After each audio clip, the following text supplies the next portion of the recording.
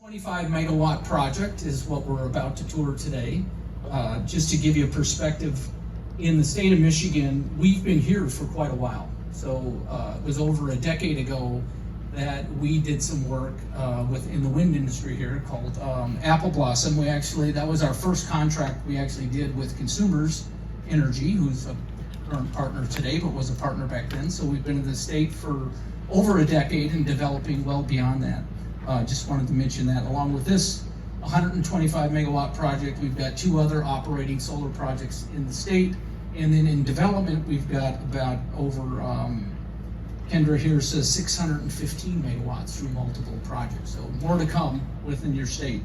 So appreciate that support. The direct impact for the county and for the local area, $70 million over the course of the project's life, between landowner payments, taxes, going to the county, and hopefully some of that trickles down to many of the local people here with jobs that have been brought to the site, 150 construction jobs that we are so very proud of, being local members from the area, and Michiganders, I guess is how you would describe that. A brief history, just to let you know, I have a couple of personal contacts back to Michigan. I've got a really good friend who was a Wolverine football player, and I've got another really good friend that was a state goalie for y'all. So I thought I'd bring that up because I told them I would. If they're going to see it, they might see something and not have that noticed.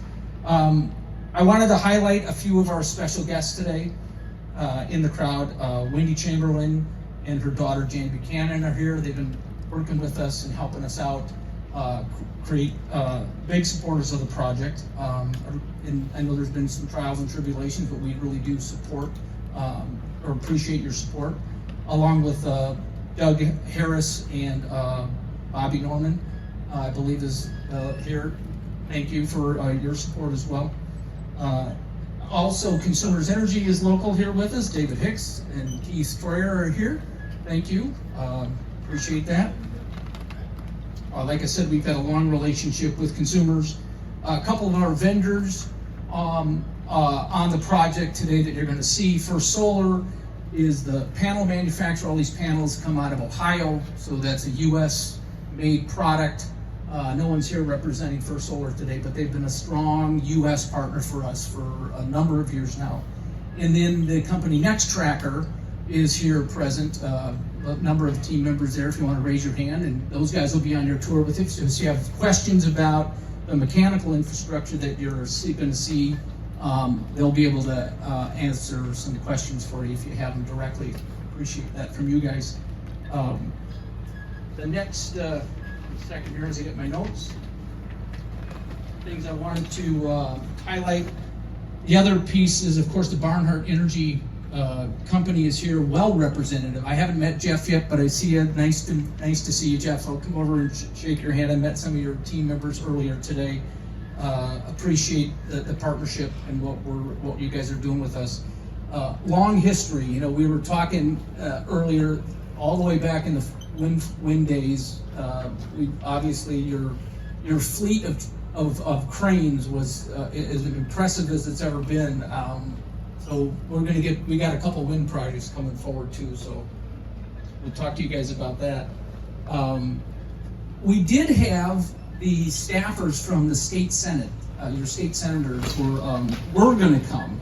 So Stoken's office and Senator Peters' office were going to come, but they unfortunately could not make it with the government shutdown, so they weren't allowed to actually come today. But I wanted to let you know that both of those state senators were supportive of the project, and we were really quite excited about having their staff team here and present today.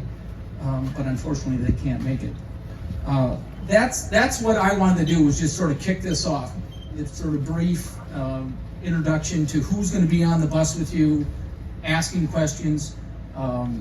Before we do that, I'm going to have a member of the Barnhart team, Ashley, come up and give a brief safety discussion, and then I'll take it back and we'll go from there.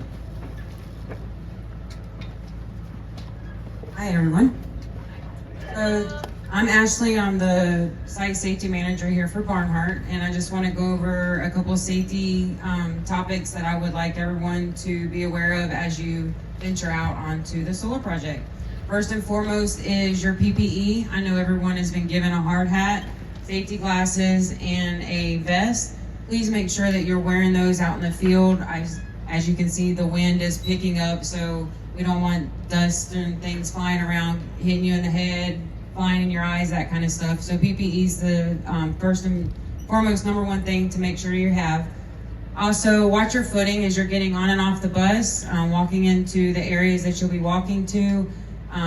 One of the things we talk about here is our slips, trips, and falls. We want to make sure that you're watching where you're walking, so we don't want anybody to trip and fall and get injured while you're out here.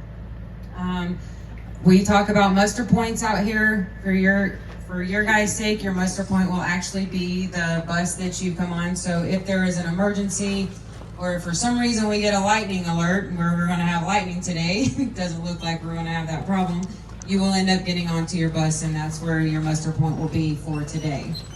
The last thing that I like to talk about is our wildlife out here.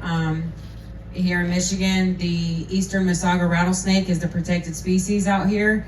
I don't think that you'll be in the areas where they would potentially habitat at. However, they are moving around because we are on their land. So just keep your eyes open for any wildlife.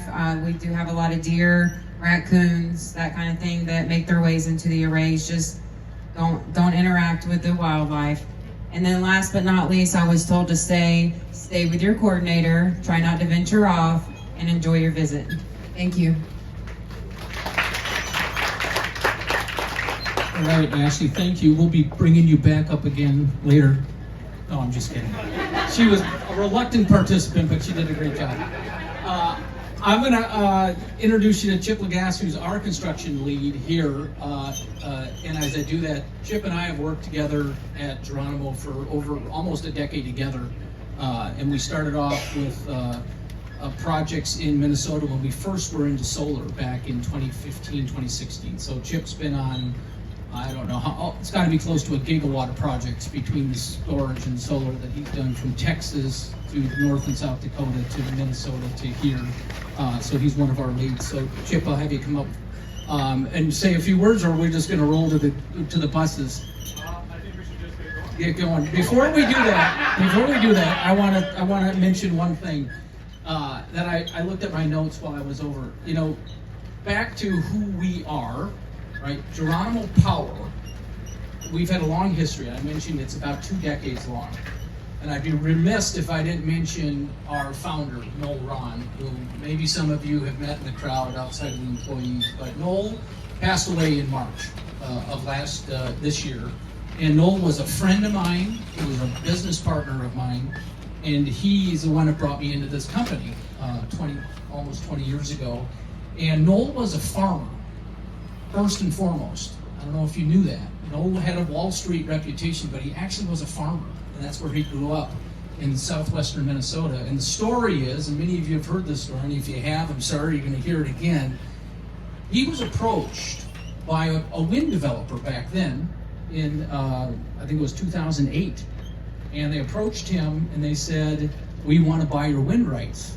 And he literally said, "What the hell are you talking about?" No idea. Wind rights. And Noel dug into it, and they met with the developer.